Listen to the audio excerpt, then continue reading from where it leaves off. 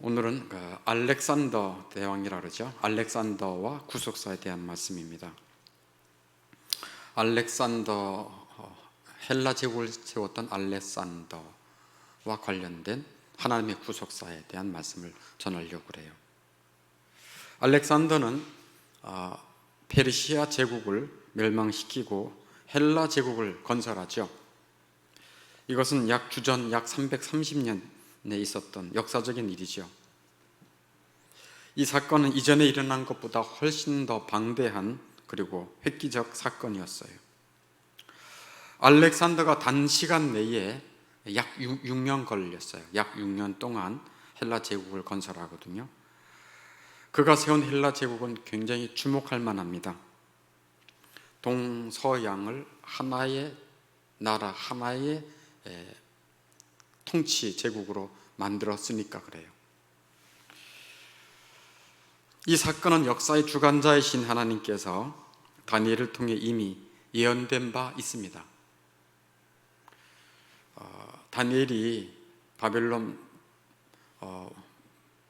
제국의 포로로 있는 동안에 다니엘이 이제 환상으로 받은 예언의 말씀이 있죠.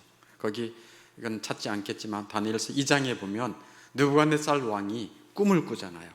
꿈을 꿔가지고 이게 무슨 꿈일까 하고 궁금해하던 차에 이제 다니엘이 와서 세 번째 나라, 노수로 된 세 번째 나라의 해석을 해줘요.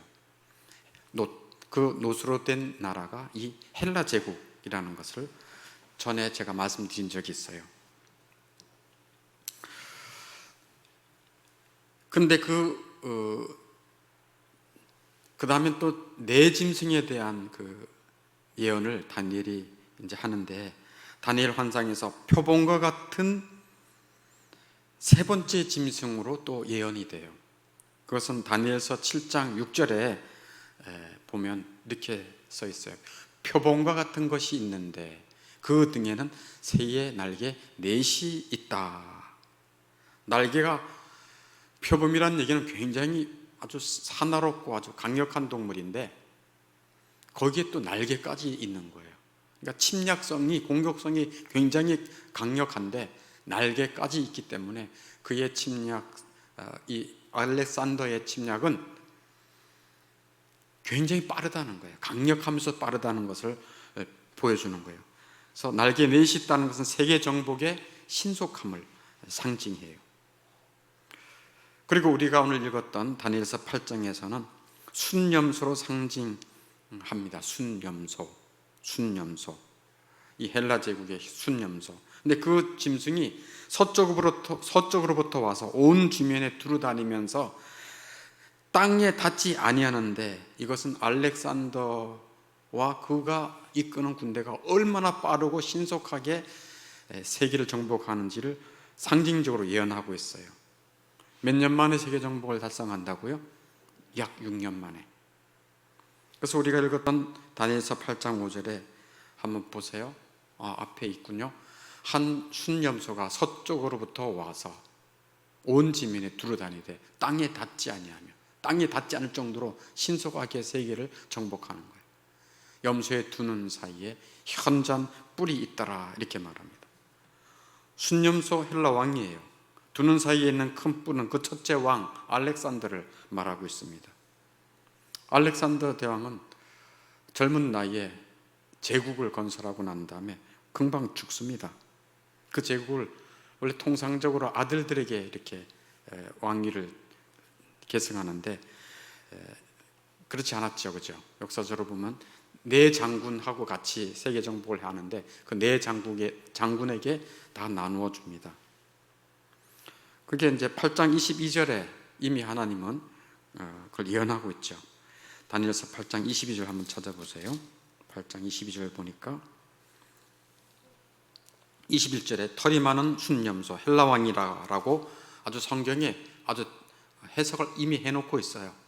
8장 21절에 털이 많은 순념소는 곧 헬라 왕이다.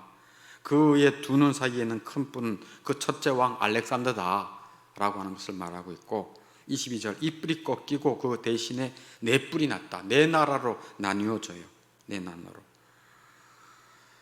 내 나라가 일어나되 그의 권세만 못하더라. 처음의 권세만은 못하더라 라고 이제 말하고 있어요.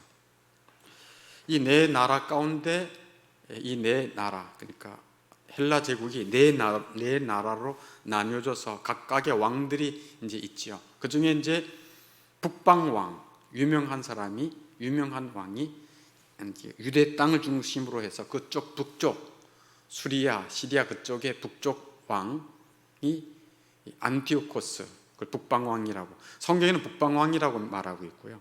그렇게 예언하고 있고, 그다음 남방 이집트를 중심으로 해서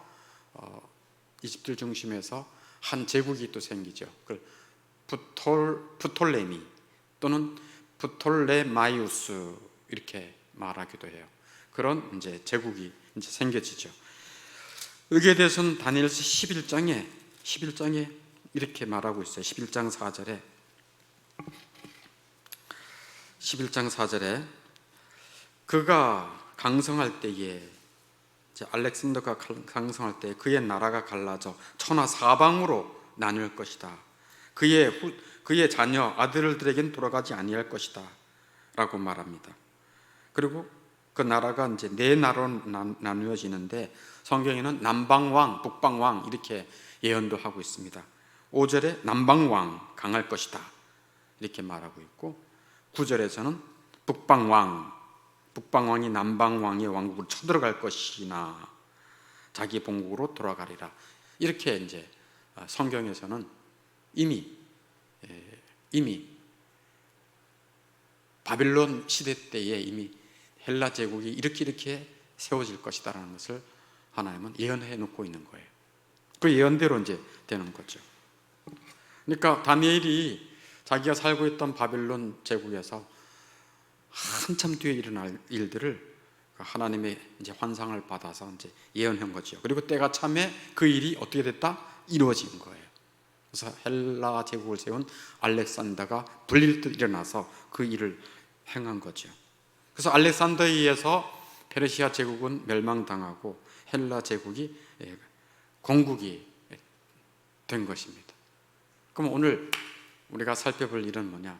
이렇게 세계 역사 가운데 사람들은 그냥 세계 역사 흥망성쇠가 있어진다라고만 생각하지만 사실은 세계 역사를 주관하시는 하나님께서는 이 헬라 제국의 세워짐을 통해서 어떻게 그의 구속사를 이뤄나가시는가. 구속사가 뭐라고요? 다시 한번 말씀드리지만 하나님의 구속사가 뭐예요? 네, 우리 인생들이 아담의 범죄함으로 인해서 죄의 노예로 살아가고 있고 사망의 공포 속에 살고 있고요. 또 뭐의 노예로? 세상의 노예로 살고 있고, 또 뭐의 노예로? 마귀의 노예로 살고 있잖아요. 그 자체가 비참해요. 노예라는 것 자체가, 종이라는 자체가 자유가 없고 그냥 비참 그 자체예요. 하나님은 그 인생들을 사랑하셔서 구원하기를 원하십니다. 그래서 구속자 예수님을 보내주시겠다는 하나님의 그 사랑을 계속해서 진척시켜 나가시는 거예요. 그러면 이런 구속사의 진척을 알렉산더 대왕이 세운 이 헬라 제국에서는 어떻게 그 일을 진척시켜 나갔을까? 그 놀라운 그 진실을 밝히고자 합니다. 첫째, 오늘 두 가지만 얘기하겠네요. 첫째, 헬라 제국의 건국은 그리스도의 오심과 그리스도의 나라가 세상에 세워지는 것을 준비시키는 역할을 했어요. 그리스도의 오심, 또 그리스도의 나라가 세상에 세워지는 것을 준비시키는 역할을 했어요. 뭐가요? 헬라 제국이 세워짐으로 말미암아. 헬라 제국은 알렉산더가 세웠지만 헬라 제국의 특징 중에 하나는 그 모든 나라에서 공용어가 있었다는 공용어. 그게 무슨 언어예요? 헬라예요. 헬라. 제국 공용어예요. 그러니까 어디를 가나 헬라어만 하면 다 통하는 거예요. 참 좋지요, 그죠? 그냥 공용어가 있었어요. 아예 그냥 공용어 글 써라 그랬어요. 그러니까 먹고 살려면은 헬라어를 알아야 돼요. 그래서 공용어로 헬라어를 말을 하고, 또 언어, 글, 이 문자도 다 뭘로 썼어요? 헬라어로 썼어요. 그러니까 먹고 살려니까 뭐를 공부해야 돼요? 헬라어 공부해야죠. 어느 나라이든지 간에 말이 안 통하는데, 이게 안 되는데 그래서 헬라어가 제국의 공용어예요. 근데 대다수 지역에서 공용어가 되었다는 사실은 참 놀랍게도 그리스도의 복음이, 그리스도가 증거되는 일에 크게 유익됐습니다. 왜냐고요? 그리스도의 오심과 또 그리스도의 오심, 또 그리스도께서 행하신 모든 일들을 기록한 책이 신약성경인데 그게 다 헬라어로 됐어요. 헬라어로. 그리고 더 나아가서 구약성경이 있죠. 구약성경은 무슨 어로 됐죠? 히브리어로 됐잖아요. 히브리어. 근데 이 히브리어로 된 성경도 이 헬라 시대 때에 뭘로 번역된 줄 아세요? 헬라어로 번역이 됐어요. 참 신비한 일이에요. 이 헬라 제국이 사실 기독교에 대해서 우호적이지 않았는데 어떻게 70이 그 히브리 성경을 헬라어로 번역해서 만들어 놨을까? 참 이건 놀라운 일이 아닐 수가 없어요. 그래서 70명의 학자들이 모여서 구약 성경을 히브리어로 된 구약 성경을 헬라어로 번역해 놨어요. 그래서 70인의 학자들이 이렇게 번역해 놨다 해서 그것을 영어로는 셉튜아진트 또는 우리나라 말로는 70인 성경 이렇게 해서 얼마나 귀한 보물인지 몰라요. 지금도 그것이 이제 보존되어 있어요. 그러니까 헬라 제국에 보면은 헬라어로 말하지, 헬라어 성경, 구약 성경까지 있지. 또 가는 곳마다 가는 곳곳마다 또 뭐가 있어요? 유대인들이 흩어져가 디아스포라 돼가지고 뭐가 있어요? 회당이 있잖아요. 거기에서 또 헬라어로 된 구약 성경을 읽지. 구약 성경에는 주로 누가 예언되어 있습니까? 그리스도께서 오시는 것에 대한 예언이 되어 있잖아요. 이사야도 그렇고 스가랴도 그렇고 다니엘도 학개도 스가 다 예수 그리스도의 오심에 대해서 예언된 말씀들이니까 그 말씀을 들으면서 헬라 제국의 그 사건을 통해서 이 언어들을 통해서 그리스도와 그리스도의 오심, 그리스도의 나라가 증거되었던 것입니다. 참 놀라운 일이 이 헬라 제국에서 일어난 거예요. 이 70인 성경은 알렉산더가 세계를 정복하고 난 다음에 60년 뒤에 일로 이제 추정되는 일입니다. 그리스도의 제자들이 나중에 복음을 증거할 때도 신약 성경, 헬라어로 된 신약 성경만 증거하는 게 아니고 또 뭐도 증거했겠습니까? 구약 헬라어로 번역된 구약 성경도 같이 인용해가지고 여기에 이렇게 예수님이 증거돼 있어, 예언돼 있어라고 말씀을 증거할 때 이미 유대인들이 온 헬라 제국에 퍼져서 회당에서 계속 말씀을 들었을 때에 이분이 그분이야 라고 하면서 예수 그리스도 메시아에 대한 말씀을 듣고 하나님의 구속의 역사가 일어나게 된 것입니다. 이런 놀라운 일이 이 헬라 제국을 통해서 일어났던 거예요. 근데 아까도 말씀했지만 이 헬라 제국은 기독교에 대해서 별로 우호적이지 않았어요. 그래서 두 번째 것을 좀 말씀할게요. 두 번째. 자, 교회가 헬라 제국의 가혹한 박해 속에서 놀랍게 보존받았다라고 말해요. 헬라 제국의 가혹한 박해 속에서 교회가, 즉 유대인 중에서 남은 자들, 하나님의 백성들을 교회라고 말하거든요. 그들이 이제 놀랍게 보존받은 거예요. 헬라 제국에서 하나님의 교회는 알렉산더부터 박해를 했어요. 그리고 남방왕 프톨레미도 박해하고요.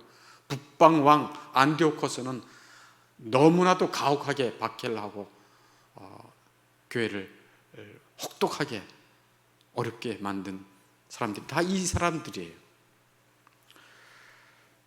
교회를 첫 번째로 박해한 사람은 알렉산더였는데 당시 알렉산더는 두로라고 하는 성읍을 포위하고 이 유대인들에게 욕을 해요. 무슨 욕을 하는가 하면 우리 군대들에게 먹을 것을 주라, 필요한 자재가 이런 걸 내놔라라고 했을 때 유대인들은 페르시아 왕 고레스로부터 받은 은덕이 많이 있잖아요. 약속도 있고 그래가지고 그거를 자기들은 그 약속을 거절할 수 없으니까 이 알렉산더에게 순순하게 순종하지 않아요. 그러니까 알렉산더가 더 이제 화가 나서 큰 군대를 끌고 이 유대인들을 완전히 박살내겠다라는 마음으로 군대를 끌고 가요. 가는 중에 군대를 끌고 이제 유대인들 완전히 박살내기 위해서 가는 중에 유대인 중에서 제사장 복을 입고 제사장들이 몇 사람이 이 알렉산더를 만나러 가요. 만나러 가서 이제 예의를 갖추고 뭐 얘기했겠죠.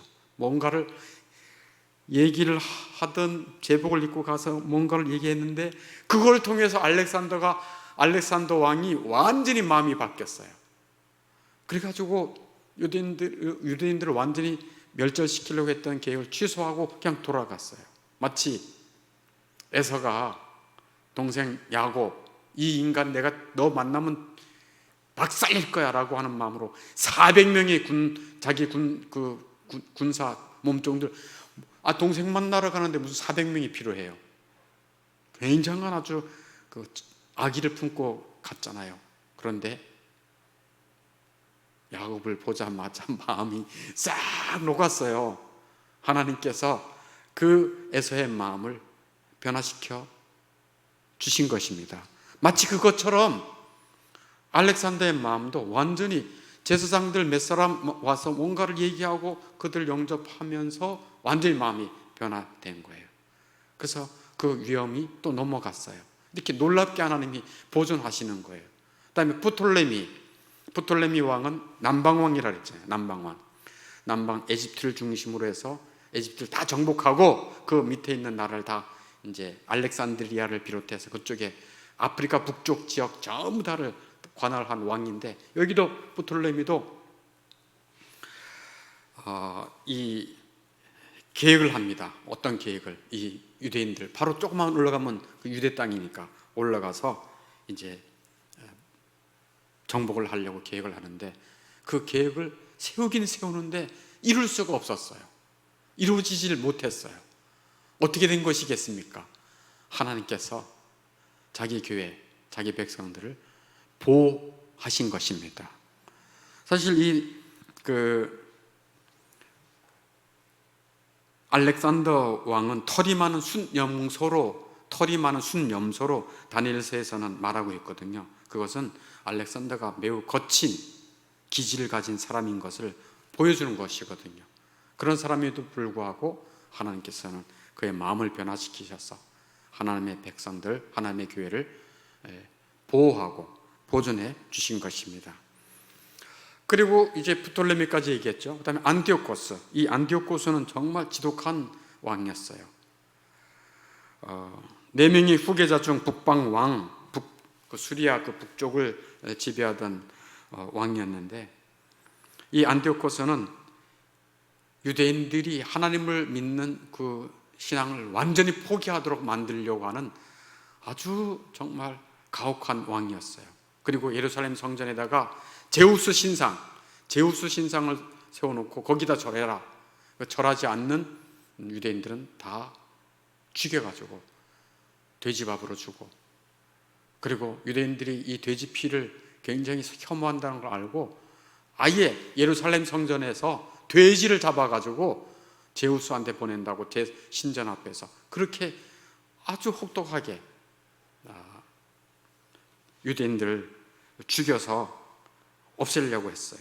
근데 유대인들의 그 어떤 그 하나님을 말살시키려고 했을 뿐 아니고, 그들이 귀중하게 여기고 있는 율법책, 또 그들이 이제 등사본한 이렇게 사본으로 만들어 놓은 그 구약 성경들을 어떻게 하든지 소화시키려는데 아주 혈안이 되어 있었어요. 이런 가혹한 박해는 역사적으로 보면 주전 170년 경에 시작되었어요. 다니엘서 예언 속에 이미 자세히 언급되어 있습니다. 다니엘서 8장 11절에 보니까 한번 찾아보세요. 다니엘서 8장 11절에 보니까 이 안디오코스 왕의 이 잔인한 가혹한 박해가 이렇게 간단하게 써 있어요. 8장 11절에 또 스스로 높아져서, 이 북방왕에 대한 예언이에요. 또 스스로 높아져서 군대의 주제를 대적하며 그에게 매일 드리는 제사를 없애버렸고 그의 성소를 헐었으며 이런 못된 짓을 다 했다는 거예요. 그러니까 이렇게 북방왕 안디오코스는 유대인들 그리고 그 속에 있는 하나님의 백성들을 어떻게 하든지 죽이고 성경책도 다 없애버리려고 애를 썼어요. 아주 여러 번 그런 일들이 있었어요.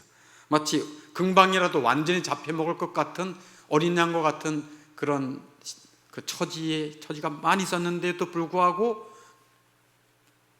근근히 살아남을 수 있었던 것은 하나님의 놀라운 보호였다는 것을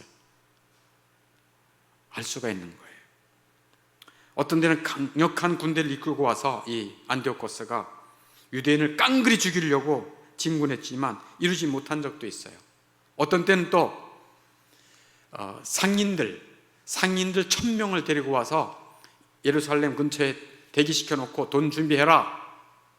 그리고 나서 유대 그 성읍에 있는 여자들과 아이들을 다 잡아가지고 노예로 다 팔아버리려고 해가지고 이런 못된 그 계획도 세웠어요. 그래가지고 1000명을 대기시켜 놓고 노예 상인들을 그런 일을 하려고 했는데 그 일도 성사가 안 됐어요. 그러니까 교회가 헬라 제국의 가혹한 박해 속에서 놀랍게 보존받은 것은 하나님의 놀라운 은혜인 것입니다. 이런 일들이 있었어요. 그런데 이런 일이 있을 때마다 너무 아주 그냥 철저히 유대인과 남은 하나님의 백성들을 없애려고 하는 그 절정의 일을 그때에 하나님께서는 경이롭게도 한 가문을 사용하세요. 그 가문은 마따디아라고 하는 가문인데 그 가문을 자극하고 인도하셔서 하나님의 백성들을 보호하게 만드세요. 마따디아 가문은 안디오코스 왕의 그 권력과 힘에 비해서는 아주 한 줌도 안 되는 그런 힘을 가진 그런 가문이에요. 그럼에도 불구하고 하나님 이 가문을 사용하셔서 그 안디오코스의 이 참혹한 박해에서 보호하게 하셨던 거예요. 그래서 마따디아라고 하는 가문의 아들이 5명인데 그 아들이 5명이 다 가담을 했는데 그 중에 유다라고 하는 아들이 있어요. 그 유다가 별명이 마카비예요. 마카비. 그래서 이 사건을 역사 속에서는 마카비 혁명이다, 유다 마카비 혁명이다 이렇게 말하기도 해요. 그렇지만 하나님께서는 이 마따디아 또 마카비 이 아들을 통해서 정말 완전히 멸절당할 뻔했던 유대인 중에서 하나님의 백성 즉 교회를 보호하신 것입니다. 아멘. 이 역사적인 사실이에요. 이게 역사적인 사실. 그래서 교회를 박해하던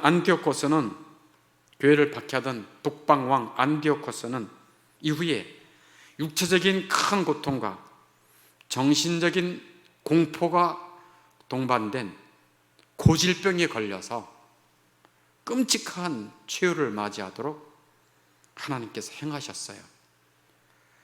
아예 그것도 성경에 기록이 되어 있어요. 이렇게 교회를 박해하고 몹쓸 짓을 하는 이자는 이렇게 죽을 것이다. 다니엘서 11장 마지막 절에 이렇게 예언되어 있어요. 다니엘서 11장 마지막 절에 뭐라고 약속되어 있는가? 다니엘서 11장 마지막 절에 그가 장막 궁전을 바다와 영화롭고 거룩한 산 사이에 세울 것이나 그의 종말이 이르리니, 이 안디오코스의 종말이에요. 그의 종말이 이르리니 도와줄 자가 없으리라 하고 말하는 거예요. 그러니까 육신적인 큰 고통, 정신적 공포가 동반된 고질적 병으로 죽게 된 거예요. 아무도 도울 자가 없었어요. 어떻게 도울 수가 없는 그런 죽음으로. 이렇게 알렉산더 헬라 제국과 구속사에 대한 말씀을 두 가지를 말씀드렸어요. 첫째가 뭐였다고요? 헬라 제국의 건국은 그리스도의 오심과 그리스도의 나라가 세워지는 것을 준비하는 역할을 했다. 뭐를 통해서? 공용어인 헬라를 통해서, 또 헬라 성경을 통해서, 구약 성경, 신약 성경을 통해서. 그래서 그것이 전달되어서 사실 대한민국까지 왔고, 우리가 그 그리스도를 알고 듣고 믿고 그리스도의 구속에 대해서 믿는 이 경이로운 믿음도 하나님께서 이렇게 주신 것입니다. 우리가 받은 구원이요, 대단한 겁니다. 하나님이 그 역사의 그 순간순간마다 한 영혼을 구원하시기 위해, 여러분 하나를 구원하기 위해 하나님의 역사는 그 역사 속에서 그 구속사를 이루신 것입니다. 이를 행하시는 여호와, 그것을 성취하시는 여호와 하나님, 그 하나님의 능력과 자비하심으로 예수 그리스도의 구속을 믿고 하나님의 사람이 된 것입니다. 그러니 그 하나님의 그 경륜, 그 놀라운 경륜 속에 예수님을 믿고 하나님을 믿는 자가 되었다면은 그 하나님의 사람들은 어떻게 되겠습니까? 이제 내 뜻대로 사는 것이 아니고 하나님의 뜻대로 사는 것입니다. 죄가 뭡니까? 자아예요, 자아. 자기를 위해 사는 거예요. 자기 욕심, 자기 이름, 그리고 자기 방식대로 사는 것이고 세상적 정신으로 사는 것이에요. 그러나 하나님의 은혜와 사랑을 알고 그리스도까지 주신 그 구속의 은혜를 아는 사람은 나를 위해 사는 것이 아니라 누굴 위해 사는 거예요? 하나님을 위해 사는 것입니다. 하나님의 뜻을 위해 사는 것입니다. 그게 하나님의 사람들이에요. 세상 정신을 내려놓고 하나님의 가치, 하나님의 말씀을 따라 살아가는 자들이 이 구속의 은혜를 입은 자들의 삶인 것입니다. 그래서 하나님의 뜻을 따라 사는 거예요. 하나님의 뜻을 따라. 그래서 가정에서 하나님의 뜻을 따라 사는 게 뭐예요? 네? 가정에서 하나님의 뜻을 따라 사는 게 뭘까요? 하나님의 뜻을 따라 살아면 하나님께 영광이 되잖아요. 하나님께 영광되는 삶이 뭐예요? 어이구, 왜 이렇게 잘하세요?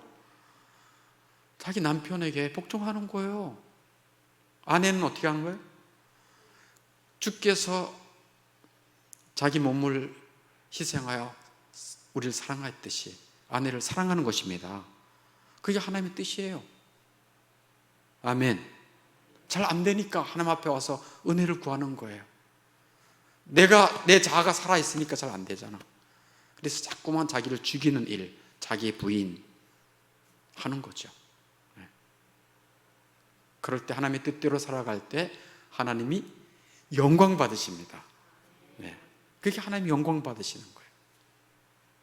그리고 이 헬라 제국 때의 헬라를 통해서, 헬라가 온 세계의 만국 공용어였잖아요. 헬라를 통해서 하나님께서 그리스도, 또 예언된 그리스도의 구속 하나님을 증거했던 것처럼 이 시대에도 하나님의 백성들은 그리스도의 구속을, 그 하나님의 그 구속사를 어떻게 되겠습니까? 헬라 시대 때는 헬라를 통해서 이렇게 전했다면 지금은 어떤 매체를 통해서 증거할 수 있겠습니까? 제가 한번 생각해보면, 지금 적용 얘기하는 거예요. 적용. 어떻게 그리스도가 증거되어야 되겠습니까? 그렇죠. 유튜브도 하나도 되죠. 또요, 매스미디어가 많이 있잖아요. 그죠? 매스미디어가 많이 있잖아요. 책도 있을 수 있고, 어떤 매스컴의 어떤 것도 있을 수 있고, 또 사실 가장 강력한 거는 우리의 입술, 또 우리의 삶, 우리의 삶을 통해서도 하나님이 영광 받으시고 그리스도가 증거되는 것입니다. 네. 그래서 우리 보고 뭐라 그랬어요? 너는 세상의 빛이다. 네. 마태복음 5장 14절. 너희는 세상의 빛이다. 또 15절은 또 뭐라 그랬어요? 사람이 등불을 켜서 말 아래 두지 않고 등경 위에 두나니 이로써 집안 모든 사람에게 비치느니라. 15절이고 16절은 또 뭐라 그래요?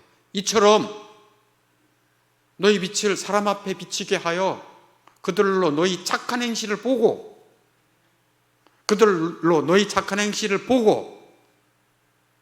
하늘에 계신 너희 아버지께 영광을 돌리게 하라.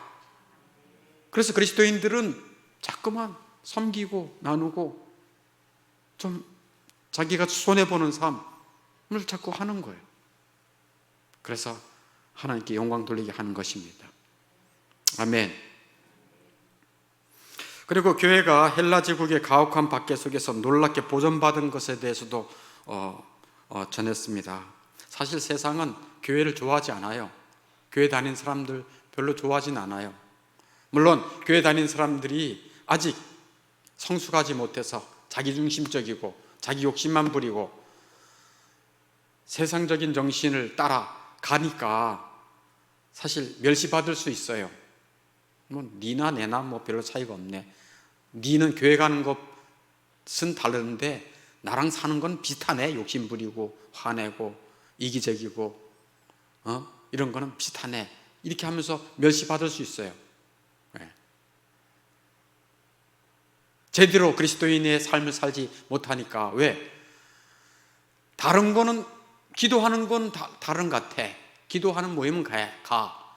근데 삶은 똑같은 애. 세상 사랑하고 세상 것 자랑하고 자기 욕심 부리고 욕도 잘하고 인격도 별로고. 그러면 욕을 먹어도 할 수 없는 거죠. 네. 욕을 먹어도 할 수 없어요. 그러나 정말 하나님의 말씀대로 살려고 하는 사람은 세상 사람들로부터 박해를 받습니다. 좀 이렇게 비아냥도 받고 조롱도 받는다, 그런 말씀이에요. 자기 편이 아니니까, 이상하게 여기니까 그렇게 되는 거예요. 그러나 염려하지 마세요. 주님을 따라가는 길은 어려운 길이긴 하지만 주님께서 내가 너희와 항상 함께 있으리라 말씀하셨습니다. 그리고 두려워하지 말아라. 나도 세상에 있는 동안에 환난을 당했다. 너희가 세상에 있는 동안 환난을 당할 것이나 두려워 말라. 내가 세상을 이기었노라. 너는 이 땅에 사는 동안에 아무에게도 악을 악으로 갚지 말아라. 모든 사람 앞에서 선한 일을 도모하라. 선한 일을 도모하라. 이게 하늘 백성의 모습이라고 말씀하고 있어요. 그럼 악을 악으로 갚지 말고 뭐로 갚으래요? 선으로 갚으래요. 선으로. 네, 선으로 갚으래요. 그러면서 예수님이 뭐라고 말씀하셨습니까? 너희 하늘 아버지는 은혜를 모르는 자와 악한 자에게도 뭐 하시느니라? 인자하시느니라. 그게 선한 일이라는 거예요. 선한 일. 근데 우리의 본성과는 얼마나 다릅니까? 누가 나에게 싫은 소리 하면 확 하고 싶고, 내게 좀 불이익을 주면 나도 확 하고 싶은 게 우리의 본성 아니겠습니까? 근데 그런 본성과 거슬려 살려고 하니까 싸우는 거죠. 우리 힘으로 안 되니까 누구 힘을 빌려야 되겠습니까? 하나님의 힘을 빌리는 거예요. 아멘. 네. 그래서 하나님께서 힘을 주시고, 우리는 예수 그리스도를 믿는 하나님의 자녀들은 악을 악으로 갚지 말고 모든 사람 앞에서 뭐를 도모하라? 선한 일을 도모하라. 성경에 있습니다. 어디에 있습니까요? 로마서 12장 17절에 있습니다. 네. 로마서 12장 17절. 우리 같이 한번 읽어보고 오늘 말씀 마치도록 하겠습니다. 로마서 12장 17절.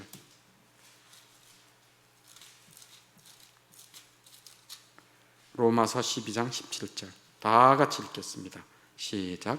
아무에게도 악을 악으로 갚지 말고 모든 사람 앞에서 선한 일을 도모하라. 다시 한번요. 아무에게도 악을 갚지 말고 모든 사람 앞에서 선한 일을 도모하라. 아멘. 그래서 우리는 심판자가 아니고요. 모든 심판, 악한 것에 대한 심판은 하나님께서 마지막에 하십니다. 네. 우리 함께